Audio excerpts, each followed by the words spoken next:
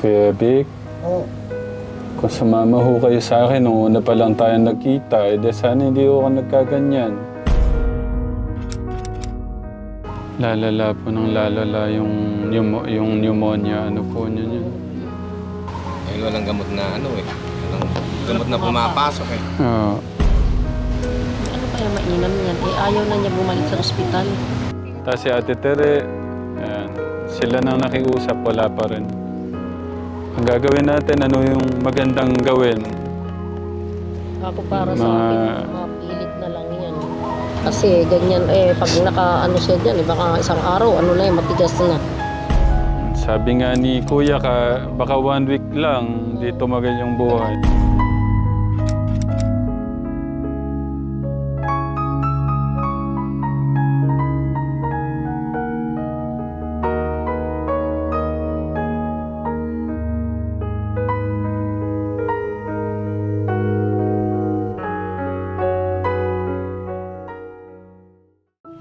Magandang tanghali po!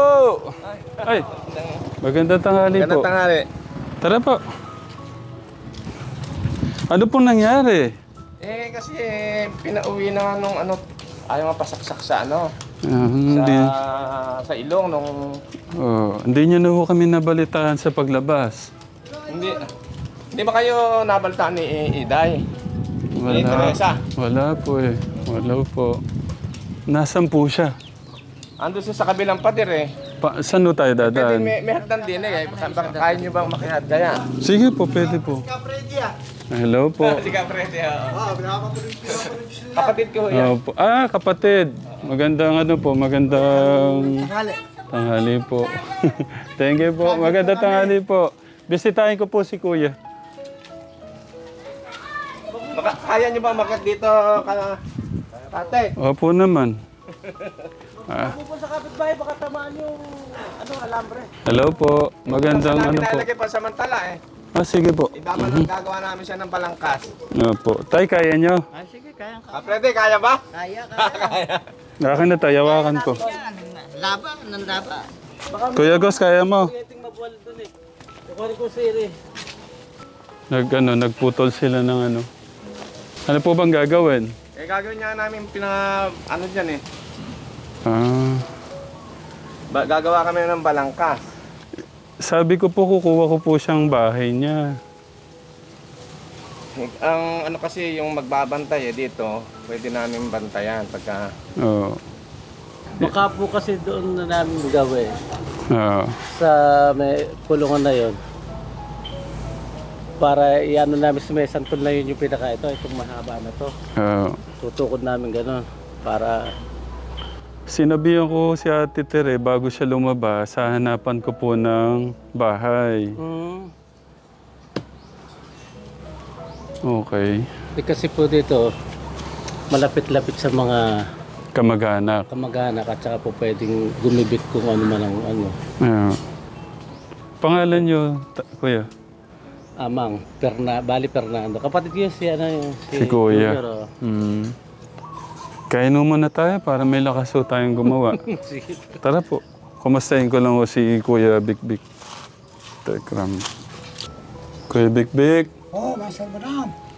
kumusta po kayo? Napadpad po kayo sa aking baryo kapihan. Hmm. Katunayan, kung tutusin, hindi ako maka-discovery. Nahirapan ako lumunok. Yan ang problema ko.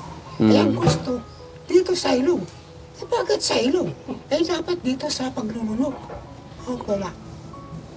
Kuya Bik, Oo, ma'am. Kuya Bik, Oo, Sir Madam. sabi ko sa inyo, gusto niyo pa ho bang humaba yung buhay niyo? Ano po yun?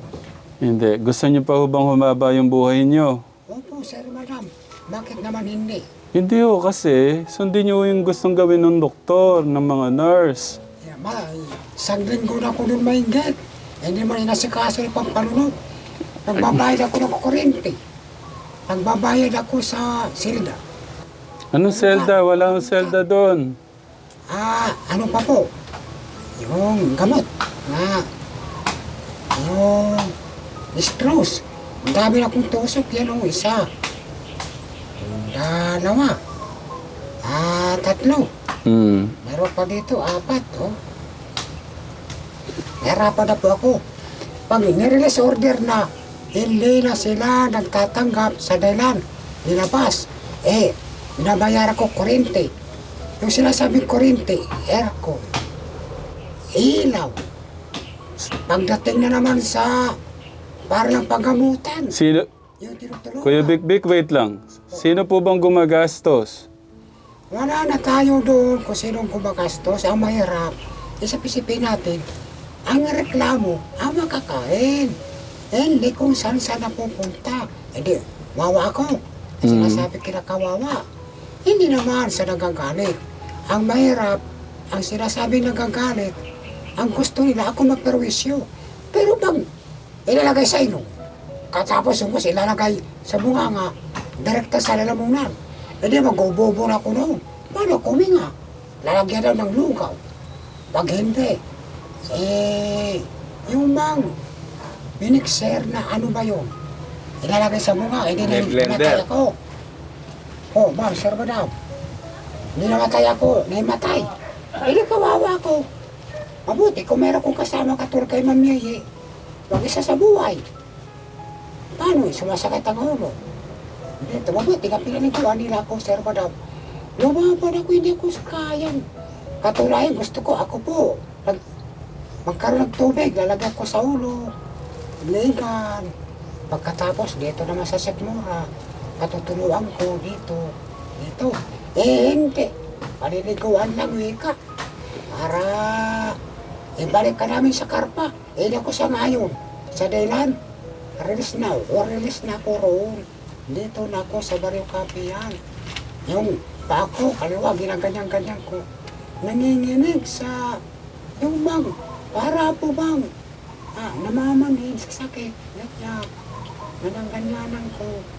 Kung sumama na po kayo, nung unang araw pa lang na sinasama ko kayo, sana hindi na po kayo nagkasakit. Dapat hindi na nagkaganyan, no? Ang gusto ko po, sa Barrio Kapihan, isang oras ang biyahe, hindi. Paano kung itago na lang ako hanggang sa kumamatay? Ba't ko kayo itatago? Gusto ko nga ho kayong umayos yung buhay niyo. Paano? Enero. Baka mamaya magbagong isip ng pangreliyon, mapunta ng Enero. Kuya Vic, Oh. kasi ganito po, kaya po gusto po naming lagyan kayong yung host po sa sa ilong nyo para lumakas ho kayo, doon ho natin padadaanin yung pagkain. Ayun nga ang kinakatanong. Dahil nalaman, nahirapan kong doktor. Kung hindi, bubuhay lang ako at lalabas ng pagkain. Wala rin. Hindi kanina, tinistig ko. Apo. Tubig pa nga, naglugwa na. Apo. Kaya pagkain, sarbanan. Kaya nga po gagamit po yung doktor ng host, papunta yung pagkain sa ilong, papunta sa bituka. Pag hindi ko kayo nakinig sa kanila, manghihina na po kayo, manghihina. Hindi, ang akin lang, doktor na dental. Ang dental, direct tayo sa loob. Tinitingnan ko ang sakit, di po ba nanakit ang gilagay? Oo. Pagka sumakit ang gilagay, Wala po bang dito, apartment na malapit? Kasi nga pinalipat yung parang wala eh. Pinalipat yung mga mga 200 na pamilya. Oo. Oo, napuno ang mga apartment dito. Okay. Hinahanap nga namin siya, wala talaga. Oo. Sabi ko, meron doon pag nagawa natin yung kulong nga ng baboy namin dati ito eh. Oo. Pagka nagawa natin ng pinakabubong to, pwede na pansamantala. Mm. Kaysa wala siyang wala siyang malang kung saan dadalhin. Kaya na pala si Ate Tere. Magandang tanghali po. Wait lang po, kausapin ko muna sila. Yung ating punong abala. Punong abala. Punong abala si Ate Tere at saka Ate Yeye. Kailan yun linabas? Kahapon po yun. Hapon. Nagulat nga rin po kami kasi sabi po nung mga nurse, binilinan na po sila ng doktor na ilabas na po kasi wala na po yung niya, hindi sabihin yung hindi na nila Hindi na hawak. kaya yung wala siyang sakit doon na dapat Oo, nagamutin. Okay na yon. Mm. Sabihin daw po dalhin sa mas malaking ospital kagaya sa Pampanga or dito sa Malolos para yung may ENT daw po na titingin sa lalamunan. Ano, dali na natin sa Malolos.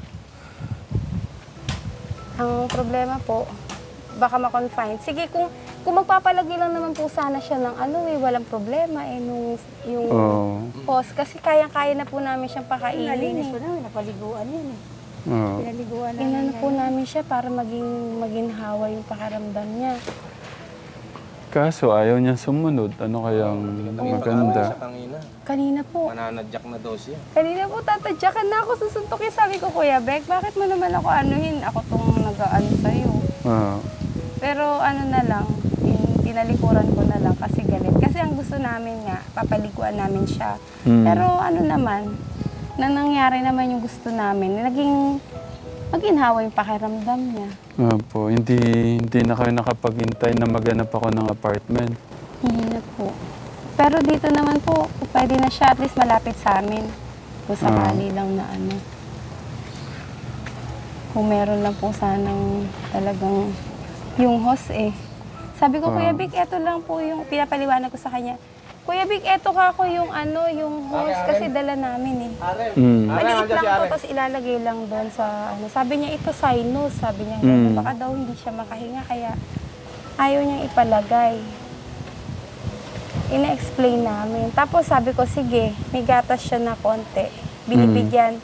Konting-konti lang ganyan karami. Dahan-dahan niya iniinom, nilulunok niya. Tapos maya-maya, Nainom naman niya yung dalawang lagok niya, nainom niya. Tapos, Kaya lang maya-maya gumagano na siya. Gumagano na siya. Oo. Nahihirapan na siya huminga.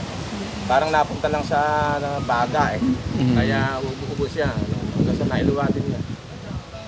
Sabi ko sa kanya kanina, Kuya Bek, gusto mo dadaling ka namin sa nagagamot ng ng lalamunan. Sige, sabi niya. Mahirap po kasi talaga eh, kanina. Talagang kaaway na po yung tingin niya sa akin kanina. Apat na yan.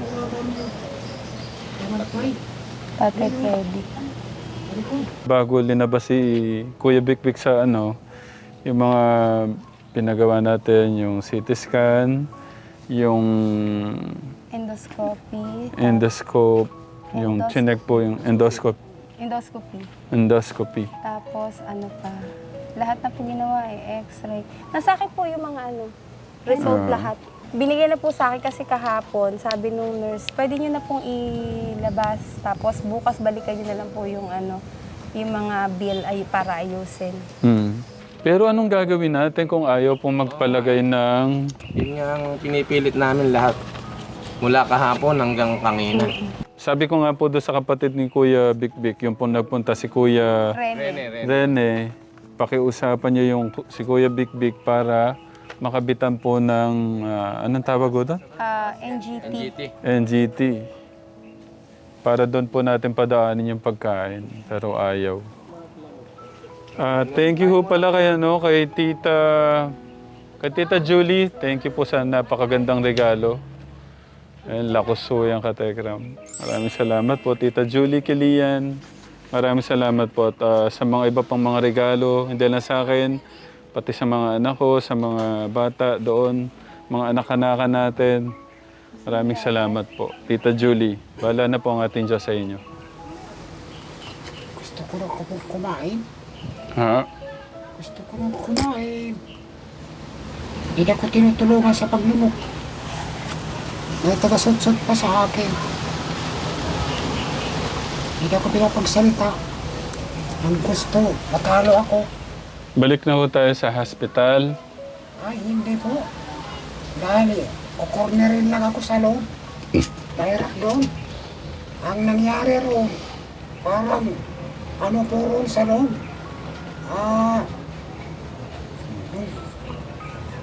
Tawag dito, parang corner. Kuya Bik, Oh. Po doon, corner.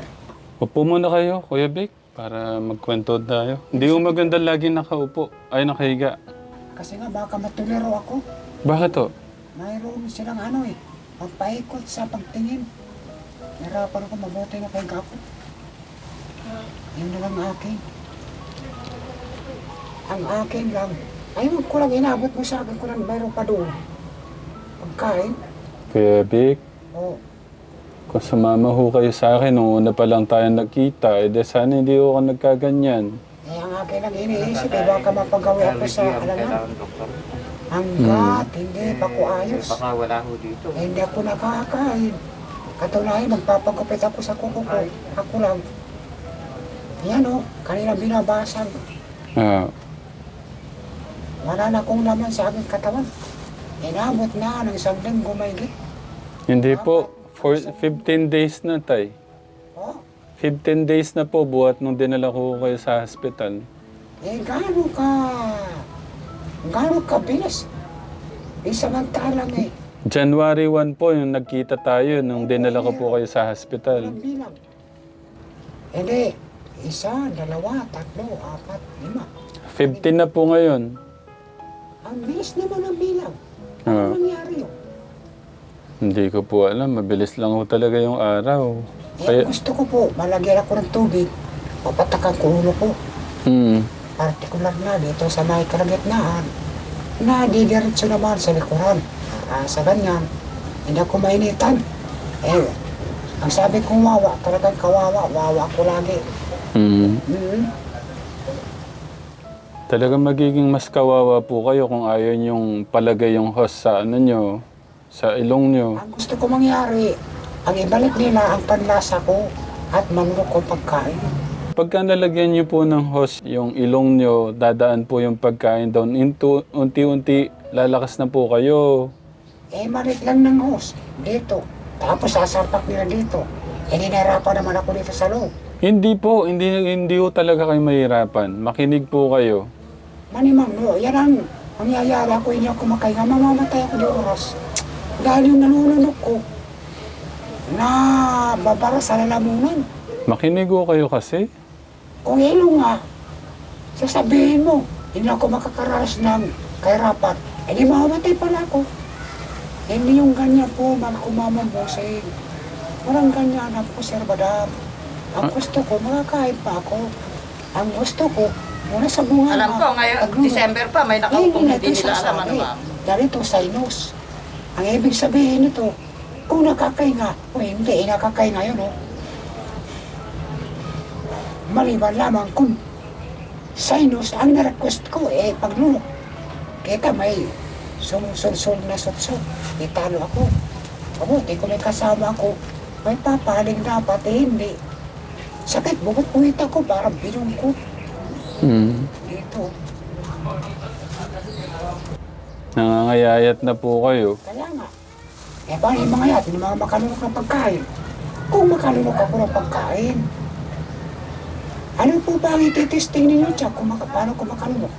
Ano po, di ba po meron nga ako kayong ano dito sa lalamunan nyo? Mahadlang na hindi makakain.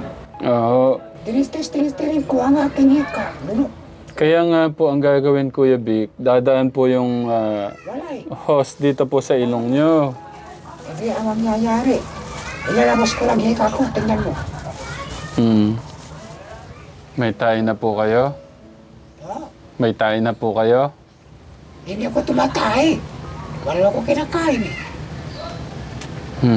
Ang lunok. Ang wala. Pag hindi kaya, wala tayo magagawa. May lalabas lang po.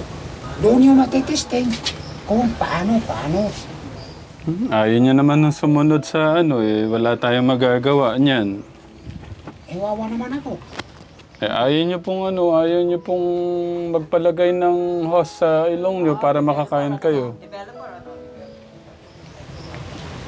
Ang akin lang, dental, paano ko makanok ng pagkain.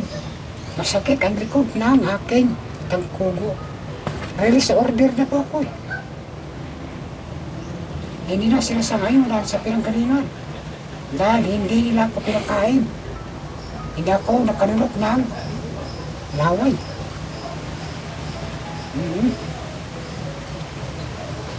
Pinipilit namin kanina yan kasi nakaawa kami, pinaiinom namin ng ano, hindi talaga Gusto na niyang kumain. Pinaliguan namin Wala yan. kang magagawa eh. Pinakauusapan nga namin na malagyan na siya ng ano sa ilong para siya makakain kahit dyan lang siya. Ayaw talaga niya at saka ang gusto niya. Magdala kami ng doktor dyan. Hindi nga ako po pwede yan.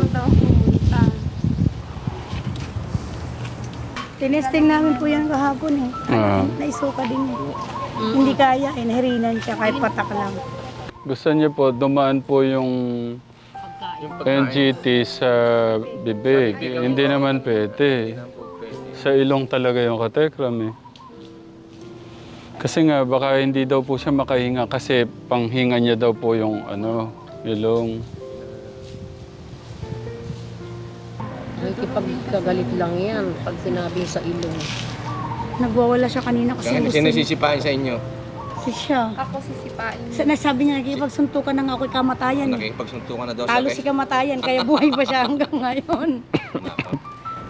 Sabi, kasi kinukulit ko siya ng kinukulit para lang maligo. Nag-init na ako ng tubig. Inano ko para, sabi ko, ito, subukan natin. Talagang galit siya eh. Pero bandang huli naman, Oo, kusa siyang umupo sa upuan at naligo. siya na rin ang nag-ano. Pinaahit ko sa anak ko yung ganito niya dito, kaya malinis. Yeah. Lalala po ng lalala yung pneumonia. Ano po niya yun? Eh, walang gamot na walang gamot na pumapasok eh. Ah. Ano kaya mainam yan? Eh, ayaw na niya bumalik sa ospital. Sabi nga namin, pag inabot ng, baka hindi abuti sa linggo ito, pag nakaganyan lang siya, Oh, nakaganyan. yun talaga hindi aabutin yan eh. Hmm. Hindi, alam pagkain, walang tubig. Oo, kung may pumapasok man lang na ano yan eh. Pati laway niya, hindi na, yung nanggagaling sa ilan ng dila niya, dura lang siya ng dura. Ang problema po natin, Katekram, sa lahat po ng mga ginawa sa kanya, CT scan, yung endoscopy, ultrasound. Opo, sa findings, ang kailangan pong gawin, yung mapadaan yung pagkain sa ilong. Ang kaso, ang problema, nagpupumilit po si Kuya Bik Katekram, ayaw niya ho talaga dito. Yan yung natin, Katekram ngayon. Problema. Ang meron naman po, dito. Ang concern naman ni ate, paano kung atakin? Kung susugatan ho kasi siya eh. Tapos, kung di naman maingat sa katawan, madumi sa katawan, lalaki lang po yun. Baka Ma-infection lang. Mas maganda sa ilong ho talaga. Yun yung natin, ang problema natin, ang kailangan nating solusyonan. Kahit kapatid na, mga kapatid, tapos si Ate Tere, sila nang nakiusap, wala pa rin. Ang gagawin natin, ano yung magandang gawin? Ako para sa akin, mapilit na lang yan. Kasi ganyan, pag siya dyan, baka isang araw, matigas na. Sabi nga ni Kuya baka 1 week lang, di tumagal yung buhay. Tatagal yan eh. Dapat 2 araw lang di kumain eh. Ikaw yun, kaya niya siya, kaya niya eh. 3 linggo na yan. Sinusubukan niyang kumain sa bibig. Uminom. Uminom pala, hindi talaga niya kaya. Pinipilit niya talaga. Pero nung nasa sa ospital yan eh, yung munggo na isang baso, naubos niya yan, inano niya yun. Oh? Oh, bakit naman Ininom niya, pinilit niya, naubos patak yun. lang eh. Bakit dito yung gatas na kaunti Kaya lang na? pagkatapos nun, umano siya yung inihit siya ng Yun, nagbara yun na ang- kasi. oo. Inailuwa din yun. Binubugan na ng baga Hindi, niya. naubos niya, kaya lang, so, umano siya yung konti Naisuka lang po naisukan niya. Konti lang naisukan niya, kaya lang siguro baka mamaya nasa baga na. Nasa baga yun napupunta. Kasi napupunta daw po sa baga. Sabi po nung... Pag pinilit, kasi nga barado. Kaya yung way, ang best way talaga para makakain mo na siya, dadaan po yung pagkain sa ilong. Kasi doon sa karpa, hindi ko nagawa ng paraan. Naglalaban daw. Esan, Yung nurse lumapit minsan eh. Tsaka madalas niyang nahuhugot yung swero. Hindi, madalas hinuhugot niya talaga. Inano talaga niya, hinila niya talaga. Kaya yung mga nurse... Kaya ayaw na maglagay yung isang nurse doon eh. Tinawag na nga ako kasi nung umaga eh. Sabi niya, Nana, yung pasyente, inuhugot yung baka mabali yung karayo, maiiwan. paano kung unahin ho natin yung psychologist? Kaso ang problema, baka sa hina ng katawan niya, 1 week, bukas meron pong schedule. sa psychiatrist. Kung pwede naman ho natin pa-inject sa psychiatrist para magkalma siya. Saka Pwede malagyan siguro. ngayon. Pwede ba? Saka siya malagyan ng ano. Tsaka Nung- mapapayag. Sana mapapayag na palagay sa ano. Ilan.